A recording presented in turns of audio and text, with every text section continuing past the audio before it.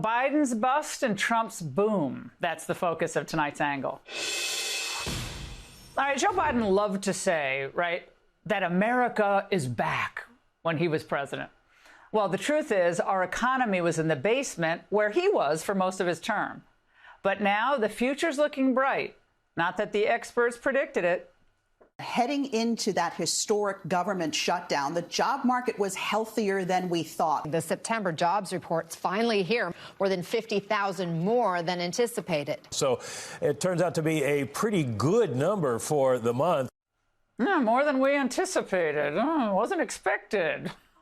And that's not all. Just as promising is the fact that the BLS is reporting 450,000 potential new workers in the workplace.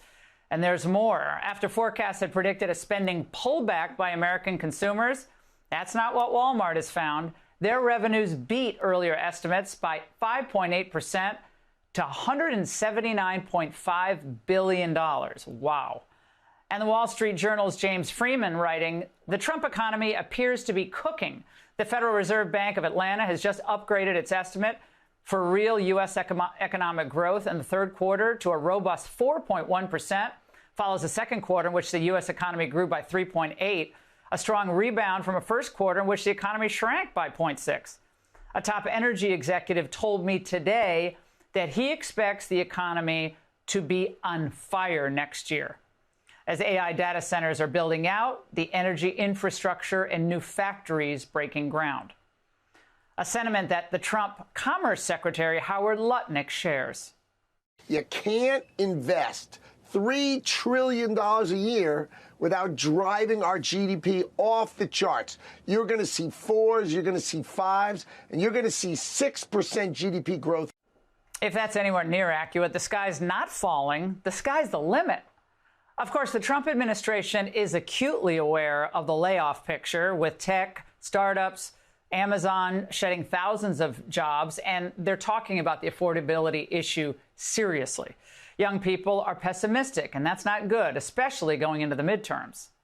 We know that Americans are still hurting from the 4-decade high inflation caused by Joe Biden and the Democrats. But President Trump is making significant progress to fix this, and he will not stop working until he solves it. As the president recently stated, he is never satisfied.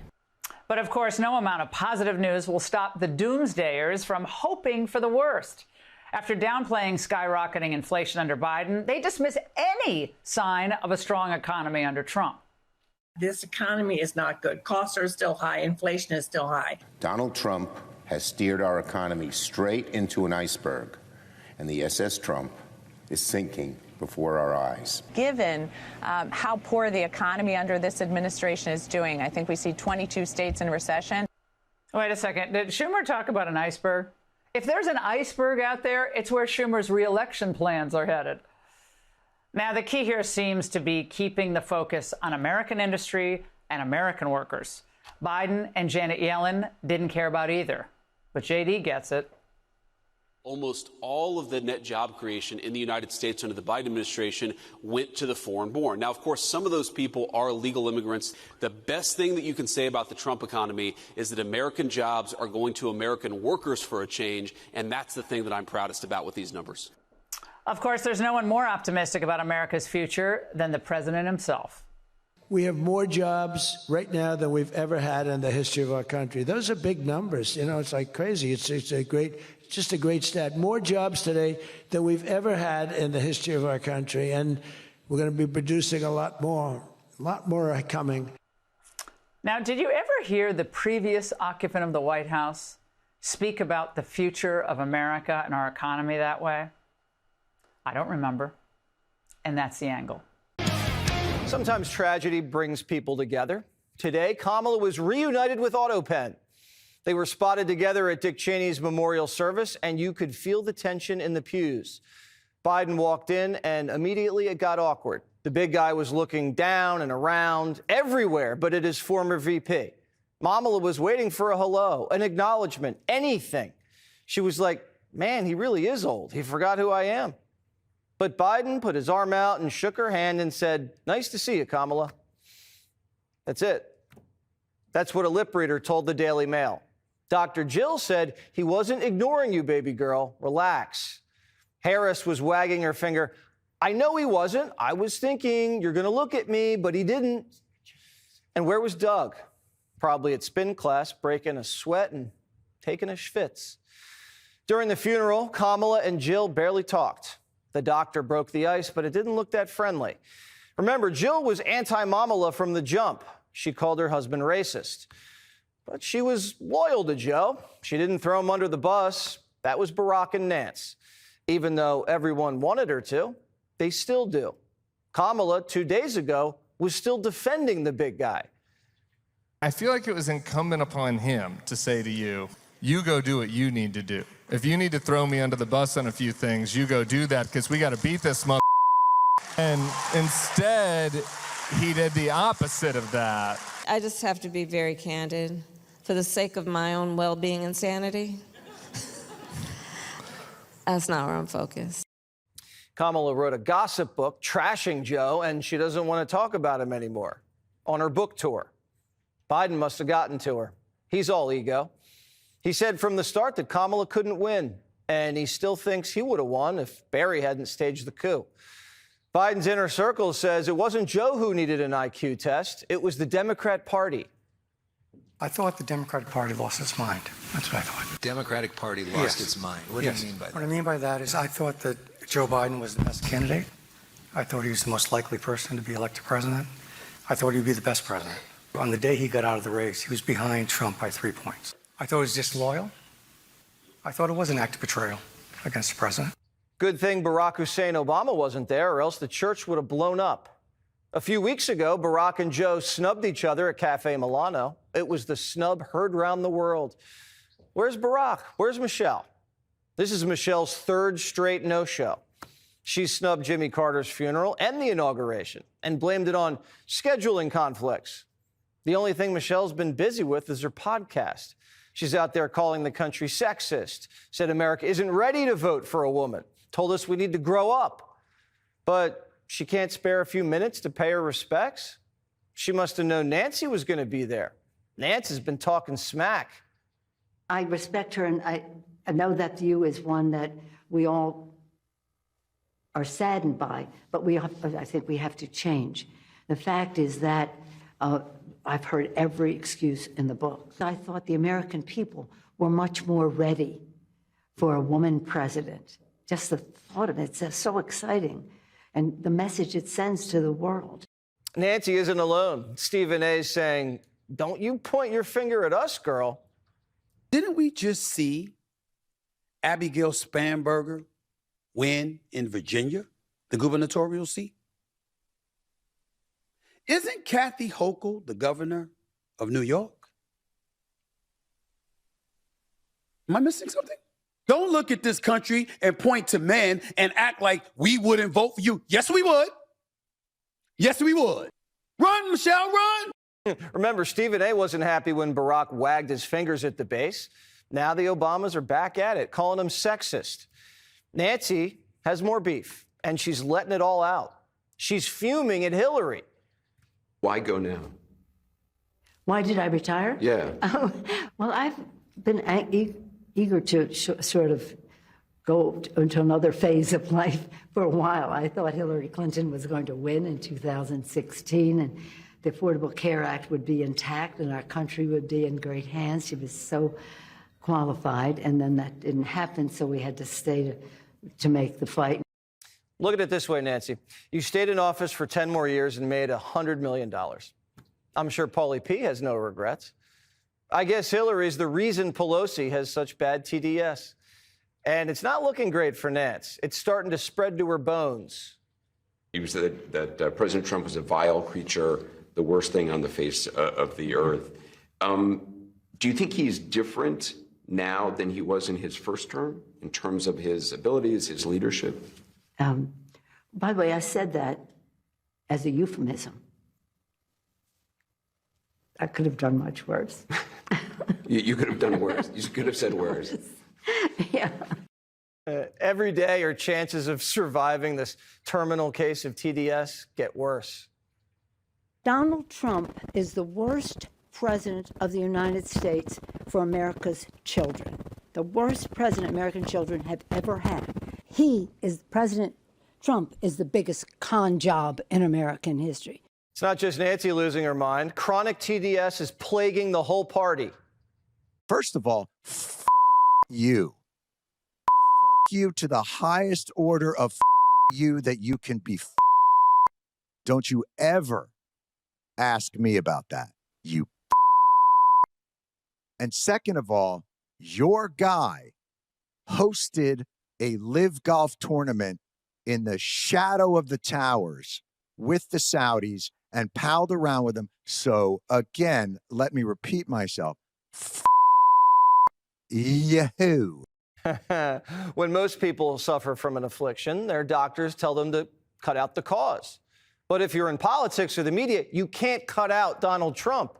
So it eats you alive day after day after day. Raising Cain and his ponytail think they found a cure, even though it's been tried twice. The I word.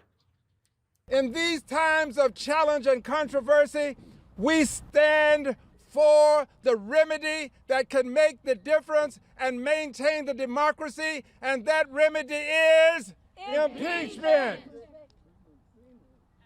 Impeachment. But that's not enough. That's not enough. Impeachment we must do. Maybe impeachment is like the vaccine. You need 2 shots and a booster. The left so triggered that Kamala's book tours turned into a therapy session. Obviously, the book is about these 107 days, and it's a little traumatic for all of us. I mean, not to make this about me. I think this is probably true for everybody in here. How are you feeling? Thank you. I just wanted you to win so bad. Since the cross-legged Messiah isn't performing miracles, Kamala's going to church and praying for one. I'm taking us to church. Amen. And we have the power. And we will take our power. We are strong. We love our country. We care about community. And we love the South. You know who should be saying his prayers? Chuck, the Palestinian. Better start saying Allah Akbar. Look at where Chuck Schumer is. He's underwater with Democrats in the most recent Fox News poll, -2 points. But at this point, Hakeem Jeffries is running over 30 points better with Democrats nationally than Chuck Schumer is. The anger on the left is much more so against Chuck Schumer than it is against Hakeem Jeffries. Chuck and Hakeem better watch out. Raising Cain wants to trade his cane for a sombrero. No, I have not spoken to Democratic leadership. I am a liberated Democrat. Now, we're looking at Democratic leadership right here. That's right. There's that Cain cameo. We all know this isn't Al Green's party, and it's not Barack's, Biden's, or Kamala's. The party belongs to Kwame the Commie, and the Commie Caucus is kicking off a Dem bloodbath. They're predicting at least 30% of House Democrats could get primaried. That number might turn out to be even higher. The Commie Caucus is licking their chops. People's hair's on fire. They just feel like they've got to do something. People are pissed. They're sad. They're concerned. It's going to be a bloodbath, they're saying. Tomorrow, the face of the revolution enters the biggest arena of all, the Oval Office, where he'll come face to face with capitalism. Tomorrow, we have a communist coming to the White House because that's who the Democrat Party elected as the mayor of the largest city in the country. I think it's very telling, but I also think it speaks to the fact that President Trump is willing to meet with anyone and talk to anyone and to try to do what's right on behalf of the American people, whether they live in blue states or red states. The commie's the one who requested the meeting. That's smart. MSNBC is like, why would you do that? What is your goal for a meeting with Donald Trump? What do you want to come out of a meeting with Donald Trump? I want to just speak plainly to the president about what it means to actually stand up for New Yorkers and the way in which New Yorkers are struggling to afford this city. Mondami hasn't even been sworn in yet, and his plans are already falling apart. There is a famous saying from Adam Smith, quote, "Mercy to the guilty is cruelty to the innocent." Now, sadly, this type of suicidal empathy is far too common on the left. Zero bail laws, reduced sentences, drop charges, repeat violent offenders let out on the streets over and over and over again. And in the case of Lawrence Reed, he was let back out into society 49 times before lighting this innocent woman on fire on the city's transit system. Now, as we just discussed, Chicago's mayor, Brandon Johnson, clearly doesn't really care about peaceful, law-abiding Americans in his city, called it, as we just reported, an isolated incident. Take a look at the isolated incident talk. A tragedy, and, you know, it's the tragedy of one of the worst of its kind. And we're hoping, of course, that, you know, everyone can heal in this moment. Look, my responsibility is to build the safest, most affordable big city in America. The investments that we are making are certainly moving us in that direction. This is an isolated incident. I mean, I don't see this as some sort of trend. Mayor Johnson is simply lying. His city is a violent, dangerous disaster. Now, this was the opposite of an isolated incident. Look at the analysis from the IllinoisPolicy.org. There is roughly one crime committed every 3 hours on Chicago's transit system every single solitary day. In fact, despite increased spending on security, crime on Chicago's CTA is still higher than pre-pandemic levels. Now, here are just a few examples, recent ones. CBS News, quote, suspect charged in shooting that killed 4 sleeping people on CTA Blue Line train. ABC, quote, man killed in West Loop shootout with CTA worker remembered as a beloved doorman. CBS, quote, woman charged with murder in CTA Red Line platform shooting on Chicago's South Side. Fox 32, quote, man stabbed to death on Blue Line train. We could spend all night and show you every horrific headline. This is anything but rare or random in terms of what happens in Chicago every day. Every weekend, we know the high number of shootings that will take place and the murders that will happen. You can predict it as the sun rises in the east, sets in the west. Now, clearly, Mayor Johnson needs a reality check. Chicago needs a new mayor. Illinois needs a new governor. But that's not all. Major blue cities all across the country, many are plagued by this kind of violent crime, despite massive budgets that they have. The question everyone has to ask is why? The answer is obvious. Lawrence Reed was arrested nearly 50 times before lighting an innocent woman on fire, including 13 serious charges since 2017, including multiple counts of battery, aggravated arson. Why was he out on the streets? Brandon Johnson, why? Why do most of these high-profile cases nationwide involve a violent serial offender? On this show, since Barack Obama became president, we would scroll the names that nobody ever heard of before. Innocent people in Chicago, his hometown, shot and killed on any given weekend. The list got longer and longer and longer. Why didn't you hear about those names? Because they could not politicize it and weaponize it, especially against Donald Trump. It's because Democrats, from judges to politicians, they let them out of jail, often within moments of committing these violent acts. Instead of fixing these policies, Democratic mayors and governors, people like Brandon Johnson, J.B. Pritzker, they try to distract their constituents, and that's why so many are eager to attack President Trump. Let's blame him for everything. Dog bites, bee stings, you're feeling sad, blame Trump. Smear Republicans. Wash, rinse, repeat, over and over and over again. Take a look. So we know that the intentional attacks that are coming from the Trump administration and the extreme right in this country has very much been what I call it's an attempt to relitigate the Civil War. Right? They have not accepted the results that the North actually won, right? Because if you look at all of the attacks, it's not just black cities. He's going after education, housing, transportation, good paying jobs, and healthcare. Those are literally the 5 demands of descendants of slaves post-Civil War. Right. Nobody is trying to relitigate the Civil War, but people are dying every day, every week in his city. Others are getting robbed, harassed, beaten to a pulp. Take a look at this video showing a Chicago mom and her son getting beaten by a mob of very young bullies. Sadly, Mayor Brandon Johnson just doesn't seem to notice or care. And as a result, there will be more cruelty to innocent people, all in the name of mercy to repeat violent offenders. Here's Martha McCallum asking Democrat Jason Crow what this video really meant. Are they talking about not allowing gunboats to make it to the United States carrying drugs? No. Is that what you're talking about? Martha, here's a novel idea. How about we actually prevent things from happening before they become a problem? I think that's what they're trying to do. What you're saying is we have to wait until there's a problem to respond to that problem. No, I'm not. What reminding them of their obligation order from the commander-in-chief that we are asking our military to carry out are you objecting to? This is very, very vague, and it was so vague in this video. I don't think people could figure out what you guys were all talking about, honestly. Martha, Donald Trump has made a series of very disturbing comments and suggestions that would violate U.S. law and put our military in terrible positions. Again, we're getting nowhere.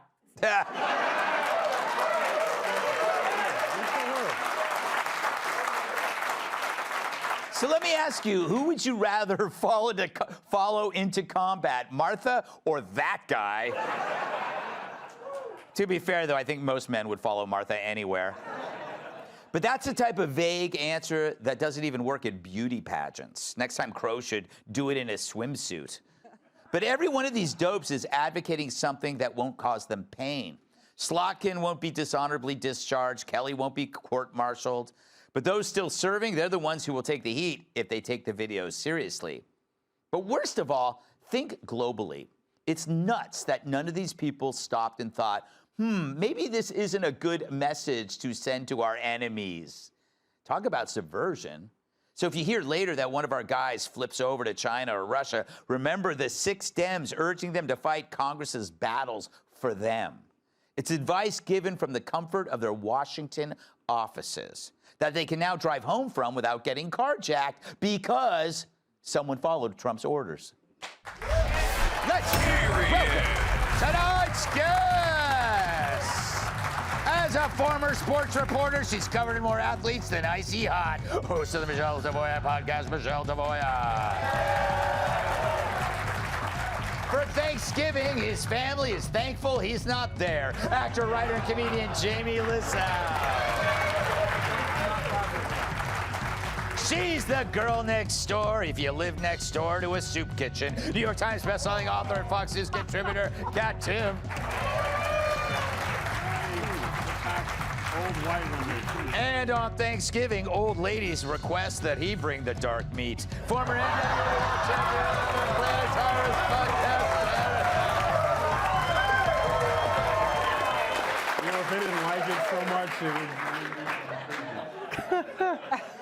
I think, Michelle, it's safe to say we crossed a few lines so far tonight. All right. They are saying, if you ask them what they meant, they are deliberately coy. They talk about language, and they were stating something that is already obvious. You don't follow unlawful orders. So it's like, they're either total or they're stupid. Well, okay, so, or both. Or both. Or both. So, first thing, there are strict rules preventing active military from being involved in politics. Now, these 6 Democrats are no longer active, right?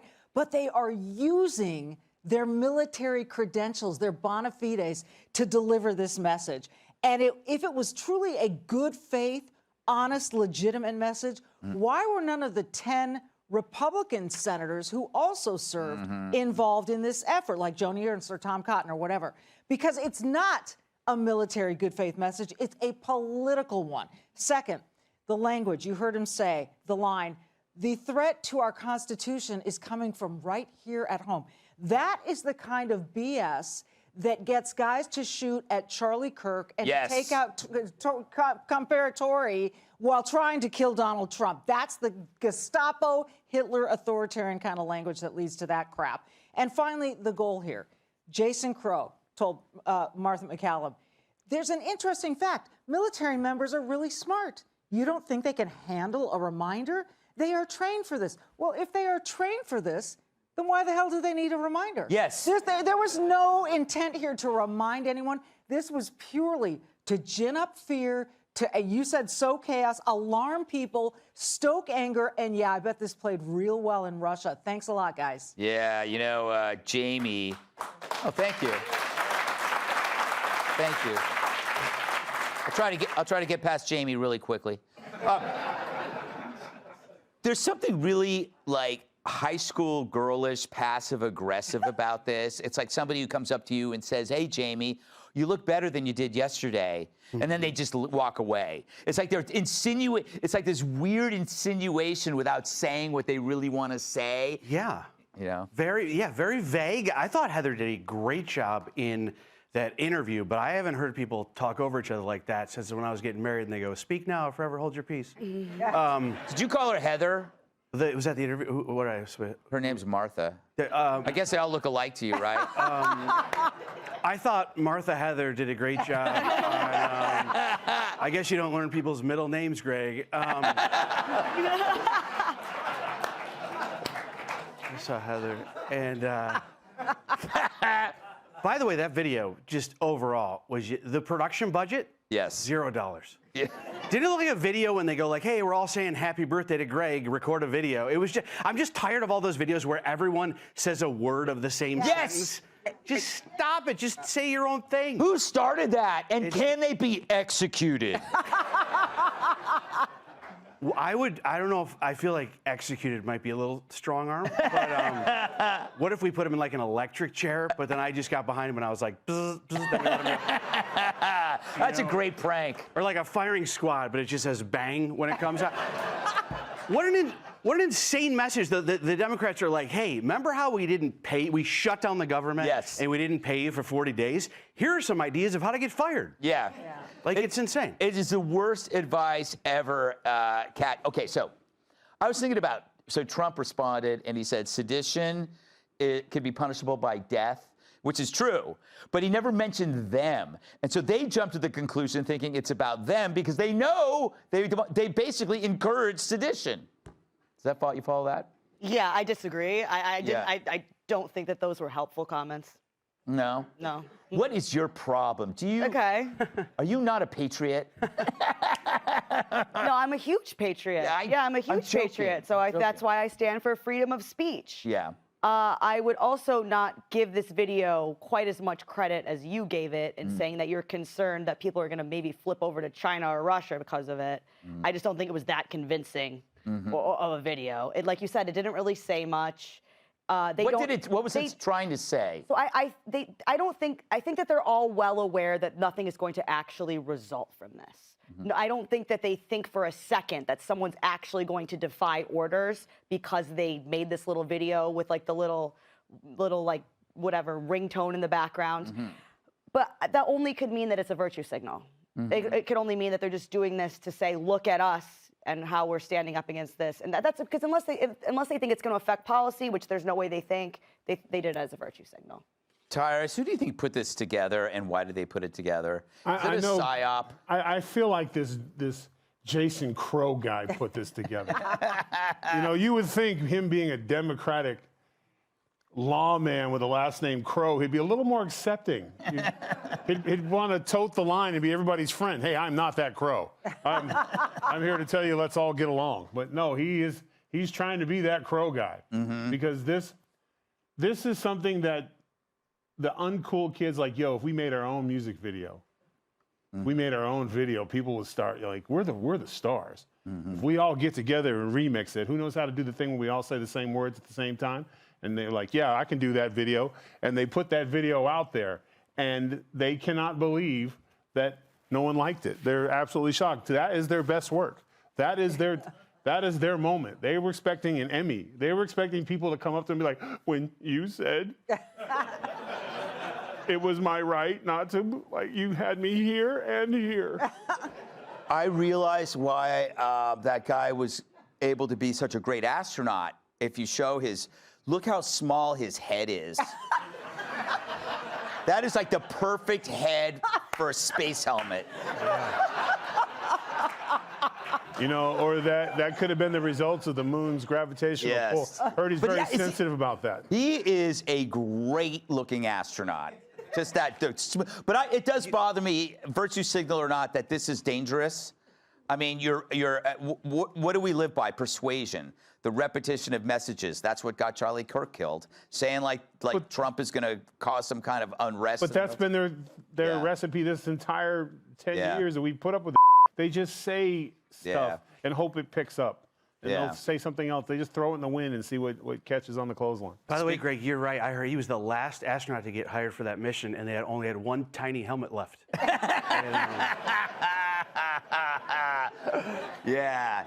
You know who would love that joke? Martha Heather. Martha Heather. Oh, yeah. Martha Heather. She was a local anchor woman who died mysteriously. The old MH. Hey, Sean Hannity here. Hey, click here to subscribe to Fox News YouTube page and catch our hottest interviews and most compelling analysis. You will not get it anywhere else.